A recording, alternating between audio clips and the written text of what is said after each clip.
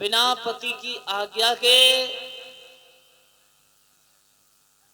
जहां सुंदर यज्ञ चल रहा है वहीं पर सती पहुंच गई।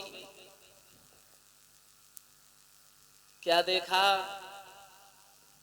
वहां जाकर के सब देवताओं का सुंदर आसन और स्थान है, लेकिन दक्ष ने भगवान शिव के लिए कोई भी स्थान नहीं चुना है।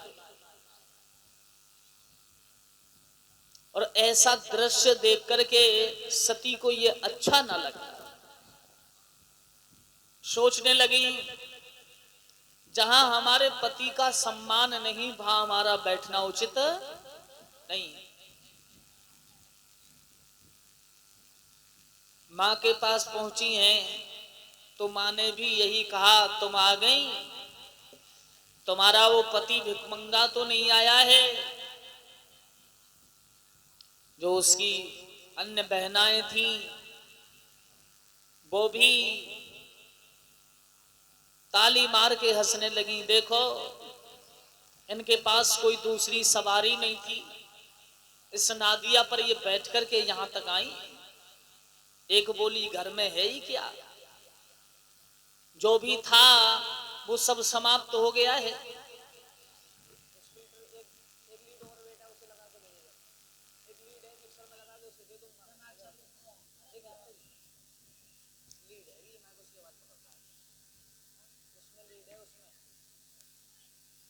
सज्जनों, इतने शब्द जब सुने तो दिल में और ज्यादा क्रोध उत्पन्न हुआ। जैसे क्रोध उत्पन्न हुआ, भगवान शिव के चरणों का ध्यान किया और यही सोचा कि अब हमारा दुनिया में कोई नहीं, कि कर भोला की याद सतिया जो हिलती देखे रोई रे।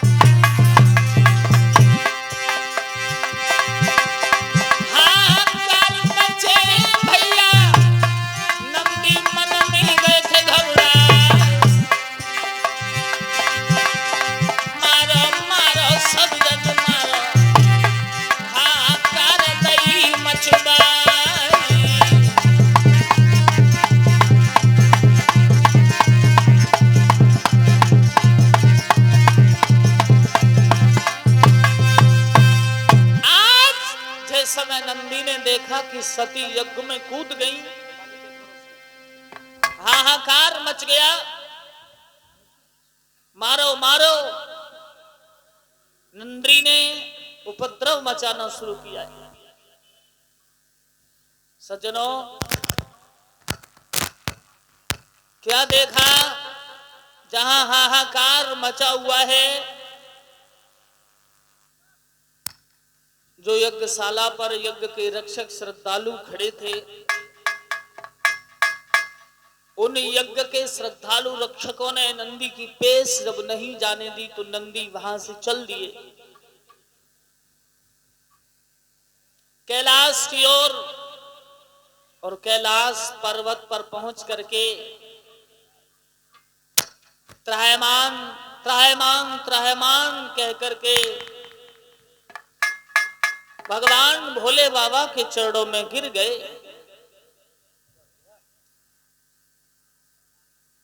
जिस समय भगवान भूतनाथ भोले बाबा की समाधि टूटी है, समाधि को टूटते ही भगवान भूतनाथ भोले बाबा ने कहा, नंदी कहो कैसे रोना धोना है। एकदम जवाब दिया भगवान, मैया जगदम्बा अब दुनिया में नहीं रही। क्या? वो यज्ञ कुंड में कूद गई है। सज्जनों, भगवान भोलेनाथ का क्रोध जिस समय आया, जटाओं को झटका दिया है। एक जटा से वीरभद्र नामक एक राक्षस को उत्पन्न किया। जिस समय वीरभद्र को उत्पन्न किया, वीरभद्र ने कहा, कहो क्या आदेश है? एकदम जवाब दिया, आदेश यही है, दक्ष का यज्ञ विध्वंस कर दो। और जब ये देखा कि दक्ष का यज्ञ विध्वंस कर दो, अरे भैया, भगवान भोलेनाथ की माया के सामने कौन रुकने वाला था? बड़े बड़े महारथी, बड़े बड़े योद्धा उस यज्ञ के चारों तरफ लगे हुए थे महाराज। लेकिन उस वीरभद्र ने सभी को तहस नहस कर दिया, सबको परास्त कर दिया। भृगु ऋषि की दाढ़ी को उखेड़ा, जो भगवान भोले बाबा के अपमान के समय बहुत हिल रही थी। पूषा देवता के दांतों को तोड़ा नंदी ने, जो भगवान भोले बाबा का जिस समय अपमान किया था, उस समय खिलखिला के पूषा हंसा, तो यही कहा कि मैं ये तेरे दांतों को तोड़ दूंगा। सज्जनों, दक्ष की गर्दन को काटा और यज्ञ कुंड में चढ़ा दिया। सज्जनों, जिस समय यज्ञ कुंड में गर्दन कट के नीचे गिर गई है, अब तो सभी देवता भगवान भूतनाथ की स्तुति में लगे। जिस समय सभी देवता भगवान की स्तुति करने लगे, कर्पूर्ण गौरम करुणावतारम संसार सारम भुजगेन्दुहारम सदा वसंतम हृदयारविंदे भवम भवानी सहितम नमामि। करोड़ भरी स्तुति भगवान शिव की देवताओं ने की। ऐसी स्तुति को सुन के भगवान बहुत जल्दी प्रसन्न हो गए। और जिस समय भगवान प्रसन्न हुए, कहा, कहो देवताओं कैसे आना हुआ? बोले, बस ये तुम्हारी जो योग माया है, आप इसे संभाल लीजिए। भगवान ने उसी समय जटाओं को झटका दिया, जो योग माया थी उसे अपने वंदित कर लिया महाराज। और जैसे उसे वंदित किया तो ब्रह्मा ने कहा, बेटा जो दक्ष हमारा पुत्र मारा गया उसे आप जीवन दान दे दीजिए। सज्जनों, जब ये कहा कि दक्ष को जीवन दान मिलना चाहिए, अरे भैया भगवान शिव ने कहा जीवन दान तो मिल जाएगा, परंतु जिस मुख से जो कटु वचन किया है वो कदापि मुख उस धड़ पर नहीं लगेगा।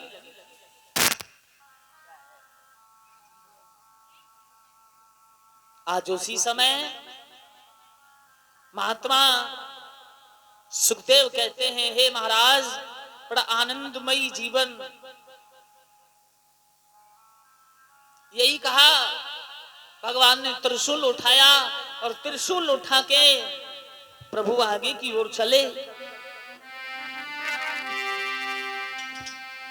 कि त्रिशूल हाथ में लेकर के भोला आगे कौन आए, त्रिशूल हाथ में।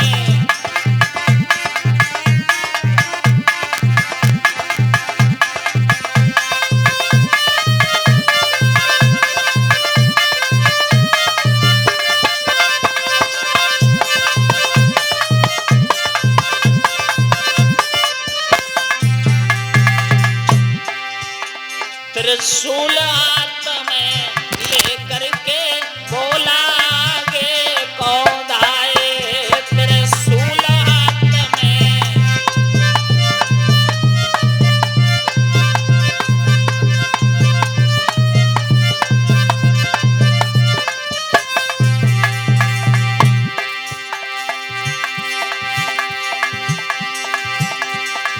अरे कनखल की सीध लगाई,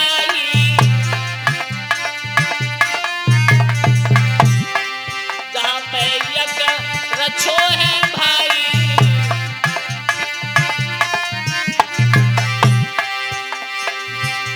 और दक्ष को जिंदा करने को भोला कनखल में आए, त्रिशूल हाथ में लेकर के भोला आगे को आए।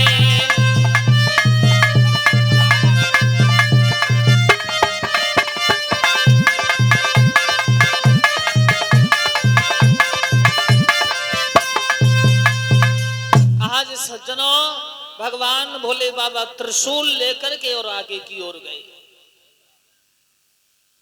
जहां सुंदर कनखल क्षेत्र में यज्ञशाला बनी है, उस जगह भगवान पहुंचे हैं।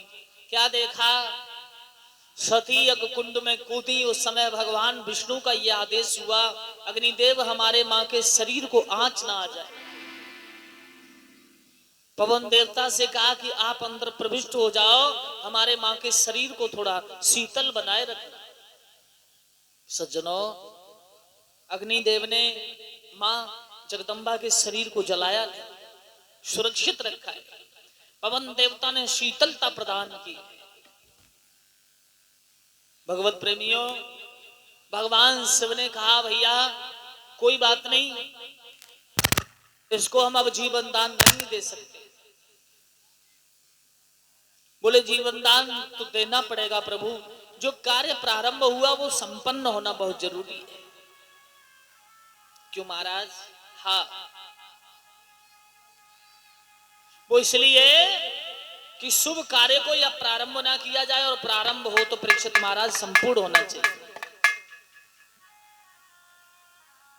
अगर बीच में शुभ कार्य प्रारंभ होकर रुकता है तो उसका परिणाम उल्टा होता है। एक बकरे को मंगाया है, भगवान ने कहा कि इसके मस्तिष्क को इस धड़ पर अब हम नहीं लगा सकते। एक बकरे की गर्दन को महाराज दक्ष के धड़ पर जोड़ा गया, भगवान शिव ने उसे जीवन दान दिया। ब्रह्मा जी ने कहा अब तो प्रभु की शरण में चले जाओ, बस बम्ब कहकर के चरणों में गिर गया है महाराज। और उसी दिन से भगवान शिव की बम्ब बोल करके स्तुति की जाने लगी। बोली शंकर भगवान की।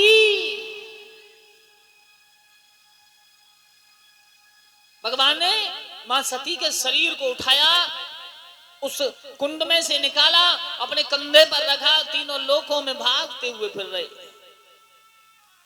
जहां नेत्र निकल गए नैना देवी बन गई, जहां जलती हुई अग्नि गिर गई वहां ज्वाला नाम से